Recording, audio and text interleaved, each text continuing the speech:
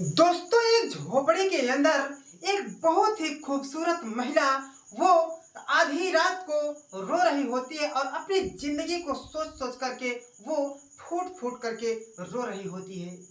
वो ये सोच रही होती है कि इस जिंदगी से बेहतर तो ये अच्छा है कि कहीं मैं कुएं में जा करके डूब मरूं या फिर फांसी के फंदे पर झूल करके हमेशा हमेशा के लिए अपनी जिंदगी खत्म कर लूं।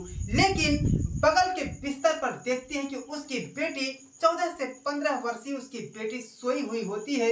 उसके चेहरे को देखकर और उसके रूप को देखकर वो और भी रोने लगती है कि यदि मैं खुदकुशी कर लेती हूँ तो मेरी बेटी का क्या होगा। कौन मेरी बेटी का हाथ पीला करेगा और मेरी बेटी बिन ब्याहे रह जाएगी। मेरी बेटी कुंवारी रह जाएगी और मेरी बेटी के साथ न जाने इस युग में लोग क्या क्या करेंगे। उसके बाद में वो अपने कदम खुदकुशी करने से पीछे हटा लेती है। लेकिन तभी उस झोपड़ी का दरवाजा आधी रात के समय कोई खटखटाता है तो वो महिला उठ करके जब दरवाजा खोलती है तो उसके घर में एक बाहरी व्यक्ति घुस जाता है और वो कहता है कि मेरी जान, मेरी हवस को पूरा करो, नहीं तो बहुत ही बुरा हो जाएगा। दोस्तों, वो महिला उसके पैरों पर गिर जाती है और रोने लगती है और कहती है कि साहब ऐसा मत कीजिए, नहीं तो मेरी जिंदगी बर्बाद हो जाएगी, मैं किसी को मुंह दिखाने के लायक नहीं रहूंगी। लेकिन वो कहता है कि अब तो तुम माँ बेटी मेरी गुलाम बन चुकी हो और मैं जैसा कहता हूँ वैसी करती चली जाओ, नहीं तो अच्छा नहीं होगा। दोस्तों, उसके बाद में वो उस महिला के साड़ी का आंचल पकड़ करके उस महिला की साड़ी को उतारने लगता है और उसके बाद में देखते ही देखते उस महिला के साथ में वो बहुत ही गंदा खिलवाड़ और बहुत ही भद्दा खिलवाड़ करने लगता है। वो उस महिला के साथ में उसके पति के जैसा उसके बेड पर, उसके बिस्तर पर उसे नग्न अवस्था में उसके साथ न जाने क्या क्या करता है। जब उस महिला के साथ में उसका इच्छा भर जाता है तो वो कहता है कि तुम अपनी बेटी को बुलाओ और मैं तुम्हारी बेटी की भी जवानी का मजा चखना चाहता हूँ। यह सुनकर के वो बहुत ही ज्यादा रोने लगती है और कहती है कि साहब छोड़ दीजिए, आपने मेरे साथ में जो किया तो सो किया, लेकिन मेरी बेटी के साथ में ऐसा मत कीजिए। दोस्तों, कौन है वो बाहरी व्यक्ति जो उस गरीब महिला की झोपड़ी में घुस जाता है और वो अपनी मनमानी करने लगता है और वो औरत चिल्ला भी नहीं पाती है, वो अपने बचाव में कुछ कर भी नहीं पाती है और वो कहता है कि तुम मेरी गुलाम हो। क्यों वो औरत उसकी गुलाम हो गई थी जिसकी वजह से वो अपने शरीर को उस व्यक्ति को सौंप देती है।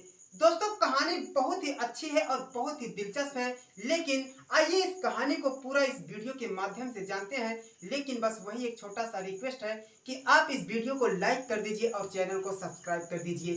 तो दोस्तों, देर न करते हुए आइए हम कहानी पर आते हैं। दोस्तों, ये कहानी बिहार के बेतिया जिले के एक छोटे से गांव की है जिस गांव का नाम बगहा होता है। दोस्तों, बगहा गांव में ही एक बहुत ही गरीब व्यक्ति होता है जिसका नाम रमेश होता है। दोस्तों, रमेश अपनी झोपड़ी में अपनी धर्मपत्नी अपनी बेटी के साथ में गुजारा करता है। दोस्तों, जो रमेश की पत्नी होती है वो बेहद ही खूबसूरत होती है, जिसकी खूबसूरती और जिसकी अदा को देख करके कोई भी मर्द अपनी निगाहें उसकी तरफ देखे बगैर नहीं रह पाता है।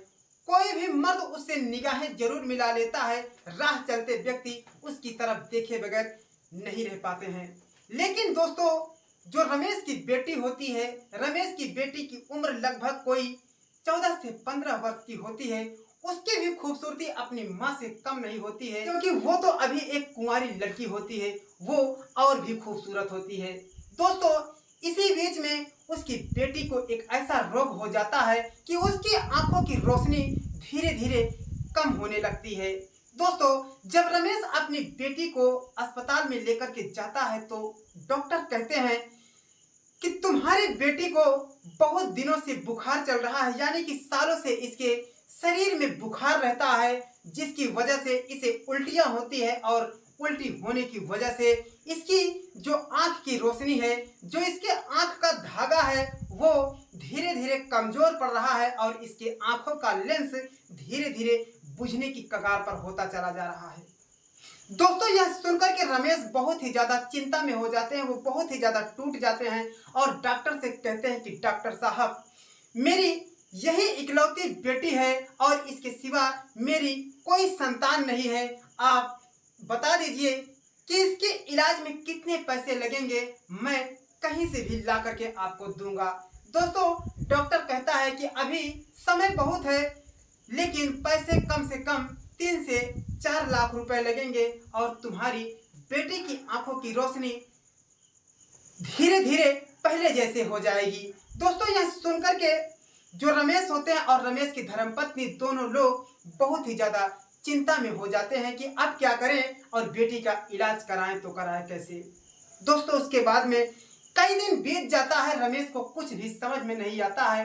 रमेश कहते हैं अपनी धर्मपत्नी से कि मेरा एक जान पहचान का व्यक्ति है, अगर तुम कहो तो मैं उससे ब्याज के तौर पर रुपया ले लेता हूं और अपनी बेटी का इलाज कराने के बाद में मैं धीरे धीरे कमा करके उस व्यक्ति को उसका सारा पैसा चुका दूंगा।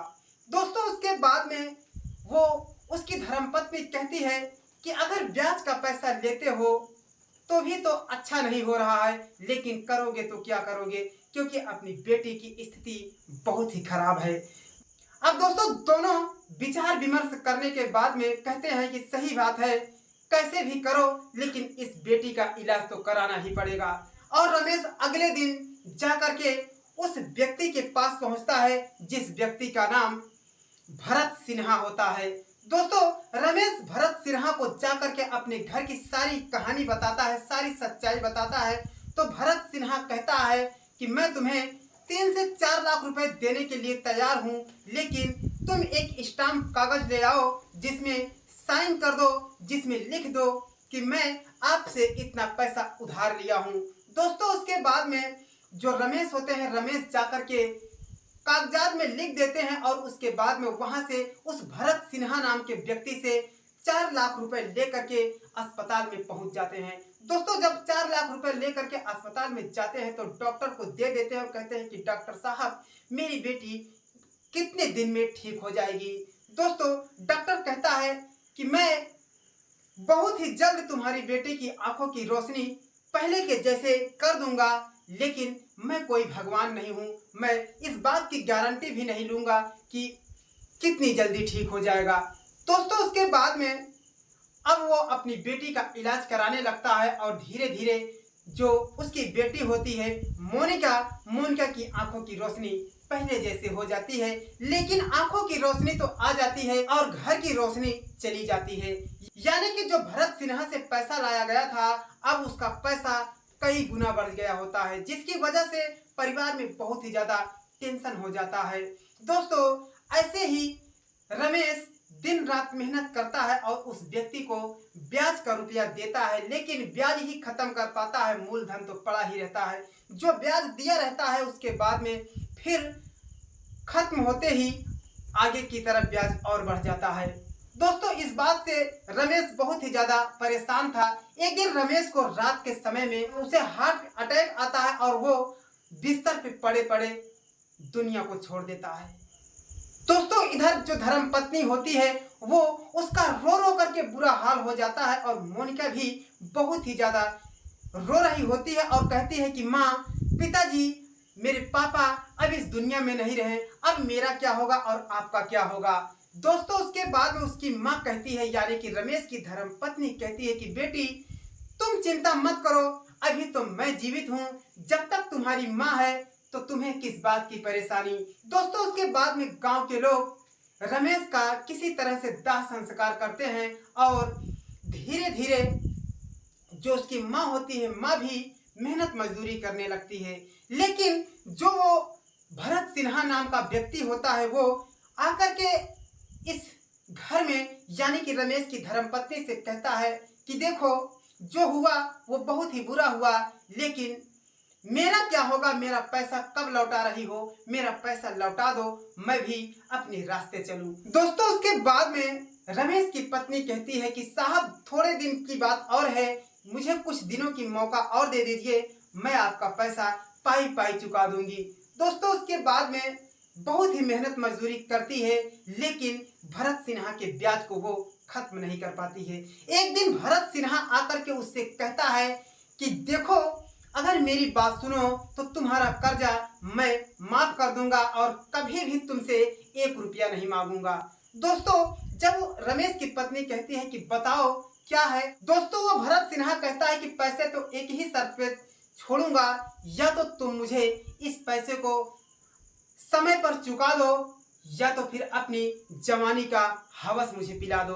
दोस्तों, उसके बाद में वो औरत बहुत ही ज्यादा सोच में पड़ जाती है। वो कहती है कि साहब, आप ये क्या कह रहे हो? आप भी एक इंसान हो, मैं एक संस्कारित महिला हूँ। वो कहते हैं कि मैं अपनी जिंदगी में किसी के साथ में ऐसा नहीं किया है, मैं इन रास्ते पर कभी नहीं गई हूँ, लेकिन आपका पैसा है इसीलिए आप बोल रहे हो।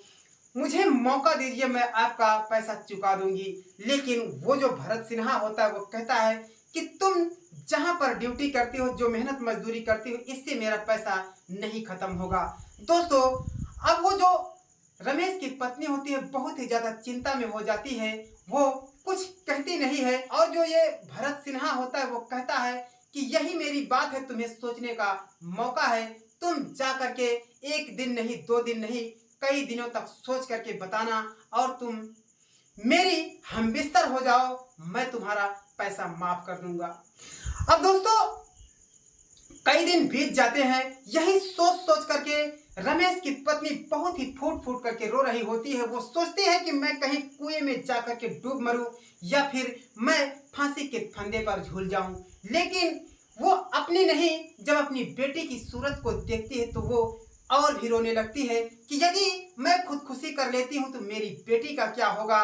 यदि मेरी बेटी अकेली हो जाएगी तो ये जो भरत सिन्हा है न जाने मेरी बेटी के साथ में क्या क्या करेगा। दोस्तों, यही सब सोच करके वो अपने कदम को पीछे हटा लेती है। आधी रात का समय होता है, तभी उसकी झोपड़ी का दरवाजा खटखटाने की आवाज आती है। तो वो जो महिला होती है जा करके उस दरवाजे को खोलती है तो देखती है कि उसके सामने भरत सिन्हा खड़ा होता है। भरत सिन्हा को देख करके उसके पैर कांपने लगते हैं। वो डर जाती है कि करूं तो क्या करूं। वो आवाज भी नहीं कर पाती है, वो लोगों को शोर भी नहीं मचा पाती है। दोस्तों, जब भरत सिन्हा अंदर आता है तो कहता है कि मैं तुम्हें कई दिनों का मौका दिया था, वो मौका खत्म हो गया, तुम मुझे बताई नहीं कि तुमने क्या सोचा। वो कहती है कि साहब, ऐसा मत कीजिए, एक अबला नारी की इज्जत पर हाथ डालने का परिणाम बहुत ही बुरा होता है। लेकिन वो भरत सिन्हा कहता है या तो मेरे पैसे वापस कर दीजिए, या तो मुझे तुम अपनी जवानी परोस दो। दोस्तों, उसके बाद में जो रमेश की धर्मपत्नी होती है वो कहती है कि साहब, आपके पैरों पर मैं गिर करके आपसे माफी मांगती हूँ, मुझे बख्श दो, मुझे मेरे साथ ऐसा मत कीजिए, नहीं तो मैं कहीं को नहीं रहूंगी, मैं किसी को मुंह दिखाने के काबिल नहीं रहूंगी। दोस्तों, उसके बाद में भरत सिन्हा जबरन उसकी साड़ी को उतारने लगता है और उसे देखते ही देखते उसके बदन से सारे कपड़े को उतार करके फेंक देता है। दोस्तों, वो औरत मजबूर और परेशान बहुत ही ज्यादा मजबूर होती है, जिसकी वजह से वो कुछ नहीं बोलती है। और भरत सिन्हा, वो जो व्यक्ति होता है जो उसे ब्याज पे रुपया दिया था, वो उसके रात भर उसके शरीर से खिलवाड़ करता है। दोस्तों, अगले दिन जब आता है तो वो रात के समय में फिर दरवाजा खटखटाता है और वो औरत फिर जब दरवाजा खोलती है तो वो कहता है कि जब तक मेरा इच्छा नहीं भर जाता है तब तक मैं तुम्हारे साथ में तुम्हारी जवानी का मजा लेता रहूंगा, और जब मेरा इच्छा भर जाएगा तब मैं तुम्हारे सारे पैसे को माफ कर दूंगा। दोस्तों, उसके बाद में जब उस दिन उस घर में घुसता है तो कहता है कि आज मैं तुम्हारे साथ नहीं बल्कि मैं तुम्हारी बेटी मोनिका के साथ में सोना चाहता हूँ। दोस्तों, यह सुनकर के जो औरत होती है वो रमेश की धर्मपत्नी और भी रोने लगती है कि कहती है कि साहब, आपने मेरे साथ जो किया सो किया, लेकिन आप मेरी बेटी के साथ में मत कीजिए। लेकिन दोस्तों, वो भरत सिन्हा एक नहीं सुनता है और वो उसकी बेटी के बिस्तर पर जाकर के लेट जाता है और उसकी बेटी मोनिका गहरी नींद में सोई हुई होती है, उसे जगाता है। और जब मोनिका उस भरत सिन्हा को देखती है तो मोनिका रोने लगती है। वो कहती है कि माँ, ये मेरे साथ क्या हो रहा है। लेकिन देखते ही देखते वो भरत सिन्हा जैसा व्यक्ति दोनों माँ बेटी के साथ में वो बहुत ही गंदा और बहुत ही भद्दा खिलवाड़ करता है, उसकी जिंदगी को तार तार कर देता है, उसकी माँ की सपने को वो एक ही पल में बिखेर देता है। दोस्तों वो रात भर दोनों माँ बेटी के साथ में यौन शोषण करता है, दोनों की जवानी का मजा लेकर के वहां से चला जाता है। यही उसका हर दिन का फितरत हो गया था और यही वो उन दोनों के साथ में करता है। लेकिन जब सुबह हुआ तो दोनों माँ बेटी बहुत ही उदास होती है। जो मोनिका की माँ, जो रमेश की पत्नी होती है, वो ऐसे ही बैठे बैठे आंसू बहा रही होती है। तभी उसकी पड़ोस की एक महिला आती है जिससे उसका बहुत ही अच्छा खासा बनता है। जब वो रमेश की पत्नी की आंखों में आंसू देखती है तो वो कहती है कि क्या हुआ बहन, तुम इतना ज्यादा रो क्यों रही हो? लेकिन वो कहती है कि बस ऐसे ही मैं रो रही हूँ। हमेशा जब उसकी आंखों में आंसू देखती तो वो औरत कहती है कि बहन, तू मेरे से कुछ छुपा रही है, बता सच सच क्या है, सच्चाई क्या है, आज मुझे तू बता दे, नहीं तो बहुत ही बुरा हो जाएगा। दोस्तों उसके बाद में जब वो कहती है कि मेरे जो पति थे ऐसा ऐसा काम कर गए थे, मेरी बेटी की इलाज के लिए 4 लाख रुपए कर्ज, रमेश 4 लाख रुपए का कर्ज भरत सिन्हा से लिया गया था और उसी कर्ज के बदले हमारे पति को हार्ट अटैक आया और मेरे पति दुनिया को छोड़कर अलविदा हो गए। और अब ये जो भरत सिन्हा है वो ब्याज के जगह पर मेरी शरीर के साथ में खिलवाड़ करता है। दोस्तों यह सुनकर के उस औरत के होश उड़ जाते, उस औरत के पैरों तले जमीन खिसक जाती। वो कहती है कि कैसी औरत हो तुम, तुम्हें मर जाना चाहिए चुल्लू भर पानी में डूब करके। और कहते हैं कि जरा भी अगर तुम शोर मचा देती तो जो भरत सिन्हा है वो उसकी जिंदगी नप जाती और वो कहीं का नहीं रह जाता। दोस्तों उसके बाद में वो कहती है कि वो आज रात को फिर आने वाला है। तभी वो औरत जो आती है उसके घर पे, उसका बेटा कैमरा लगाने का काम करता है। दोस्तों वो महिला अपने बेटे को बुलाती है और कहती है कि ये मेरा बेटा कैमरा लगाने का काम करता है। उसका बेटा उसके झोपड़ी में कैमरा फिट करके वहां से चला जाता है और जब भरत सिन्हा रात को आता है तो उस महिला और उस मोनिका के साथ में वही काम फिर से करने लगता है।